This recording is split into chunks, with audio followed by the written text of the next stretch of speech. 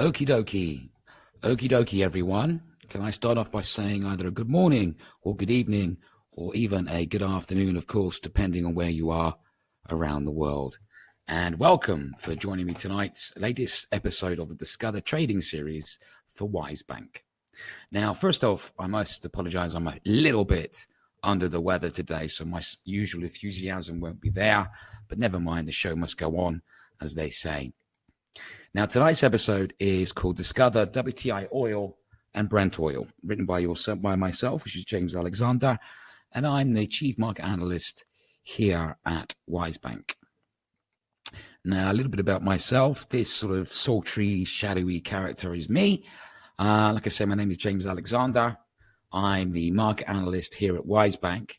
I have over 20 years experience in the financial service industry. I started off in mortgages before moving into pensions, alternative investments, and then online trading.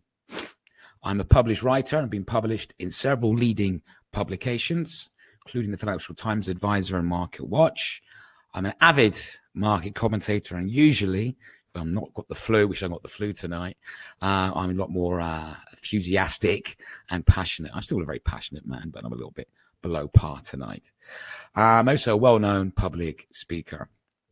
Now, tonight's episode, like I say, is about WTI oil and Brent. So we'll discuss initially what is WTI oil. Then we'll discuss Brent North Sea oil.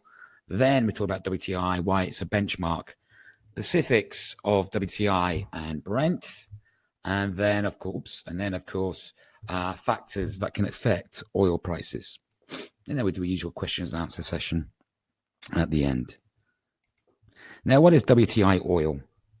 WTI oil is West Texas Intermediate, which it stands for, and it's also called the Texas Light Sweet Crude, though I don't know how they know it's sweet unless someone's actually tasted it. That's a joke, obviously.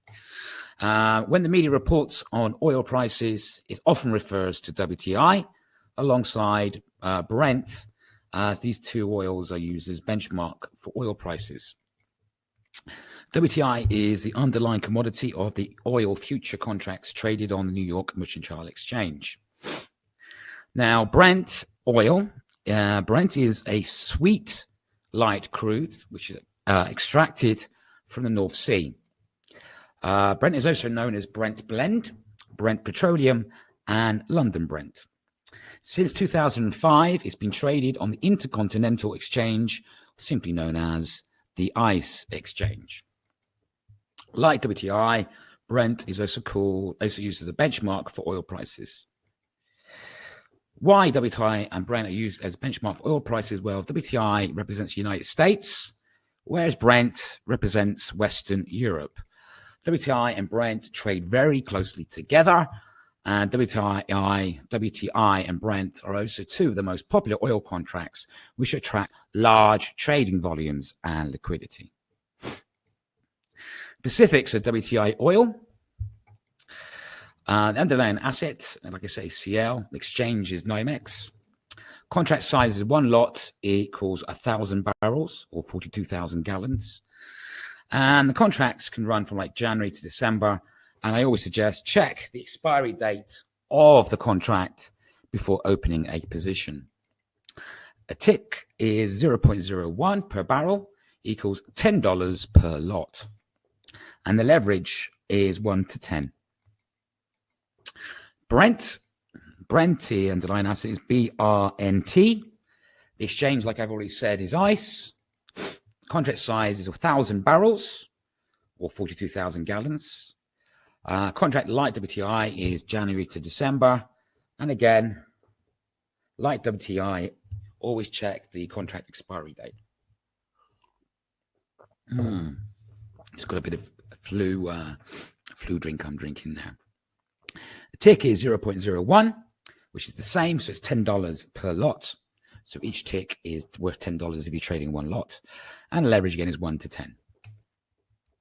Now, factors that can affect oil prices include the likes of the following.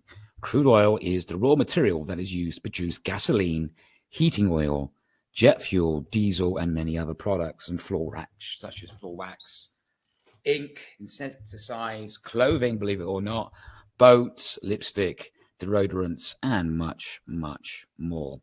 It takes 3 barrels of crude to produce 1 barrel of heating oil and 2 barrels of unleaded gasoline. So 3 barrels to do 2 barrels of gasoline.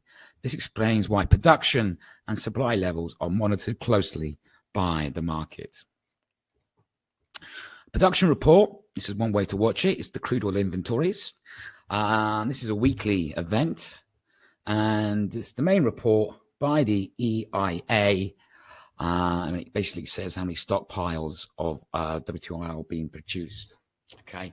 And it's called the crude oil inventories, and it can cause volatility here for the oil market. Usually released every Wednesday, around about 10:30 Eastern time. And like I say, it measures the change in number of barrels of crude oil in stock. And like I say, this can have a potential effect on the market because the more barrels in stock, the more supply can affect prices. The less barrels in stock can again affect supply and actually push prices higher. Supply and demand can greatly affect price of crude, which is also why, whoops-a-daisy, gone back in. Sorry, I've gone a bit too quick. Whoops-a-daisies, my apologies. Supply and demand can greatly affect the price of crude, which in turn can also be driven by emotions.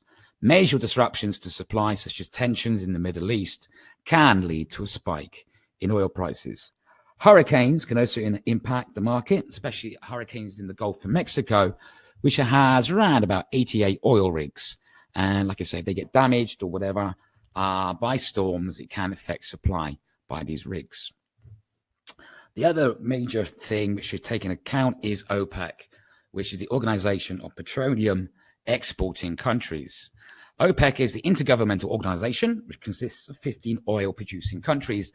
Members include the likes of Iran, Iran, Iraq, Kuwait, Saudi Arabia, Venezuela, and United Arab Emirates.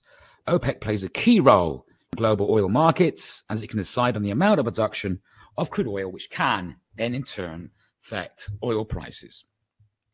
OPEC meets several times a year, and these meetings, along with their press releases, is closely watched by the market.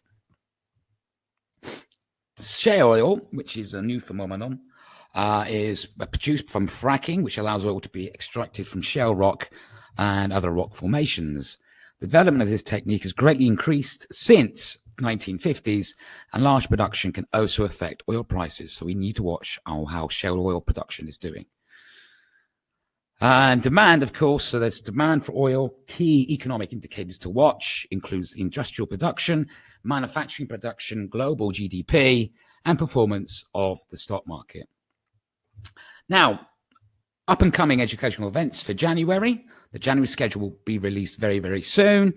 And if you wish to contact me, you can contact me by email, which is james.t@wisebank.com, and Twitter, which is @JamesAlexanderT. And of course, you can follow me on my Twitter, which my handle is @JamesAlexanderT. It's a brand new Twitter account. And I do share market updates and bits and pieces like that. And question and answers. So please carry on. Ask me any questions if you like, or email me the questions. But guys, ladies and gents, I really do apologize about tonight's episode. Like I said, I'm not feeling very well tonight. So my usual enthusiasm and passion is not there. So I'm feeling a little bit under the weather. So please forgive me on that. But like I say, if you have any questions, please feel free to email me or contact me on Twitter, etc. All I will actually say, till next time, till January, it's the last one for 2018. I'll do a brand new schedule very, very soon, and new videos as well, educational videos. But it will leave me to say, listen, again, my apologies for tonight. I'm not at my best, but forgive me. Like I say, I've done the show the best I can. But anyway, can I wish every single one of you, thank you for joining me tonight, and thank you for watching this replay. If you're watching it as a replay, till next time, everybody have a fantastic day. And can I just say, have a good morning, good afternoon, or good night, depending where you are around the world. Till next time, everybody trade safe.